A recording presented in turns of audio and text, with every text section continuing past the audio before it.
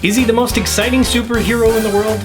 Not really. He's the blue-eyed, blonde-haired Boy Scout. Is he one of the most iconic? Absolutely. There's no denying that. Plus, it's hard to question the man's patriotism. Regardless of what you think of him, whether you think he's the flavorless mayonnaise of the Marvel Universe or the paragon of American values, the Captain has been around for 75 years. And in that 3/4 of a century, his appearances on TV and film have created just as much of a dichotomous reaction. So let's take a look at that cinematic past, shall we? This is the Captain's Chronicle, the history of Captain America on film on a very special episode of Real School.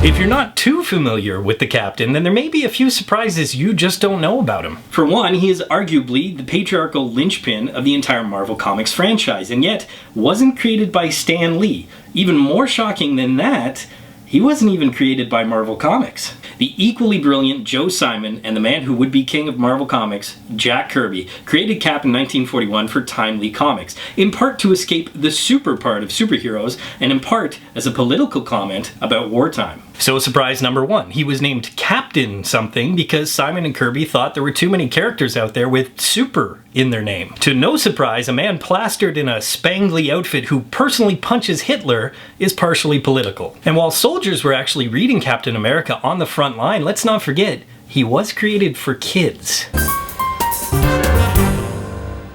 The Nazi-fighting incarnation of Captain America only lasted until 1949, when the publication was actually pulled.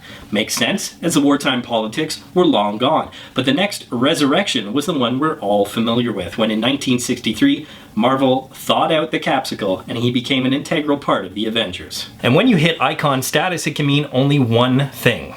You become a Saturday morning cartoon. 3 years later, in 1966, Captain America was one of 5 heroes to get his own weekly segment in the aptly named The Marvel Superheroes. Lasting only 13 episodes, this animated show was mostly still frames with blinking eyes and moving lips, but it was just great to see this iconic character come to life. Well, barely. Because like I said, the animation was you get it. After that series, much like the character's history in the comic books, Captain America faded in and out of the animation spotlight, starring in a few episodes of Spider-Man and Spider-Man and His Amazing Friends in the 1980s, and then teaming up with everybody's favorite mutants, the X-Men, in the early 90s. And that one episode sparked a little bit of an idea. Saban Entertainment, the children's TV powerhouse that created the X-Men in the early 90s, proposed a late 90s Captain America set in the 1940s, featuring computer animation, Bucky as his sidekick, and the villainous Red Skull. But while X-Men appealed to Gen Xers because they're a group who's hunted and misunderstood, and their personal angst begins when they're teenagers, you have to admit, in the 90s, a clean-cut patriot who was nostalgic for the 40s probably wasn't gonna fly. That show never got off the ground, but there is always hope for Captain America, as in the past 35 years he's been featured in nearly 24 animated feature films and television shows,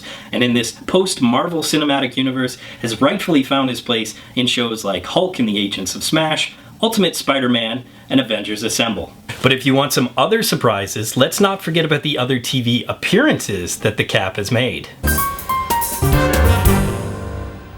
You can't talk about Captain America on the small screen without talking about the recent modern success of Marvel TV. While he wasn't an integral part, Cap actually appeared in Agents of S.H.I.E.L.D. Okay, only a stock footage in the pilot, but he's still in it. And his feature films led to at least 2 seasons of the critically acclaimed spin-off Agent Carter, which may have less to do with Captain America and more to do with how well written the series is, how strong the female character is, and how much Haley Atwell kicks ass. But I'm guessing that's not the TV Cap you want to hear about. In January of 1979, the also aptly named Captain America aired on CBS, starring Reb Brown in the title role. And while Brown played a character named Steve Rogers, he certainly wasn't the Captain America that we all know and love. It may have been the fact that he was a modern-day Marine, it may have been the hang-gliding motorcycle that he rode, or it may have been the fact that he dressed like Super Dave Osborne. The fact of the matter is, aside from the name Captain America, which he actually inherited from his father, and a super steroid,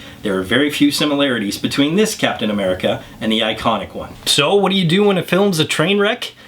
you make a sequel. Only months later, in November of 1979, CBS aired the sequel, Captain America 2, Death Too Soon, having some generic plot about an aging serum, and Christopher Lee starring as an even more generic villain, General Miguel. But with a character this big, this iconic, forget TV, we want the big screen.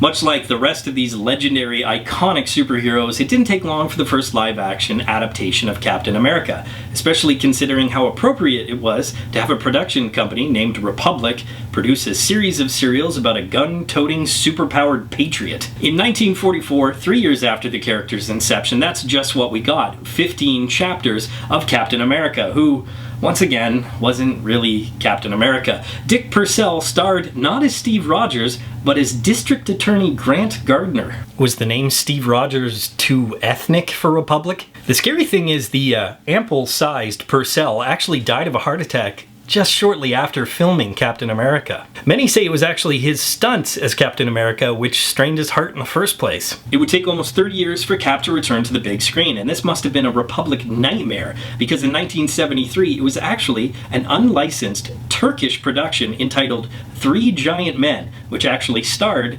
Spider-Man as the murderous villain. Speaking of murdering things once again, in 1990 we got the first feature-length American production of Captain America, which wasn't really all that American because a Yugoslavian production company actually footed most of the bill. However, the 1990s Captain America at least tried to get it right. He actually played a man named Steve Rogers. He was actually given a super soldier serum. He was frozen and then thawed, and he actually battled the Red Skull. Hell, they even had 80s badass Ronnie Cox play the president, who at one point called this the greatest script he had ever read. Guess they made no mention of Matt Salinger wearing rubber ears somewhere in the script. You can't help but think what could have been, because while Salinger got the role, a young Val Kilmer was actually in talks for Captain America, as was Dolph Lundgren and even Arnold Schwarzenegger. Instead, we got a limited release in the UK, Turkey, and South America, and straight to video everywhere else. Finally, in 2011, we got the penultimate film of Marvel's Phase 1, Captain America: The First Avenger.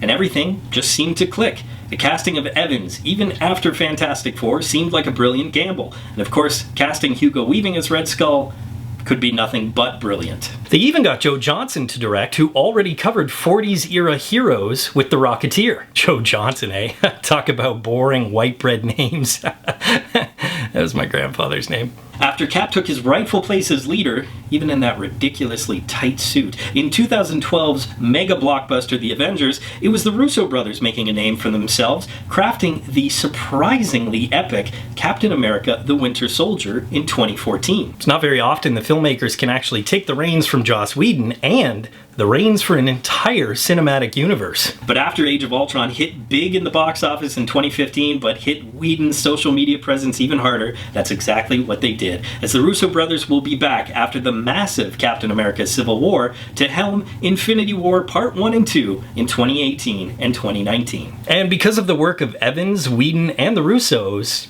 we'll be there, because you have to admit now, the Cap is cool. Poll question, what's been your favorite version of Captain America? As always, leave your answers in the comment section below. Be sure to subscribe to Real School, follow me on Twitter, and of course, if you get anything out of Real School, you can always give a little back. Just click the link, and you can become a member of my Patreon team. But until next time, school's out.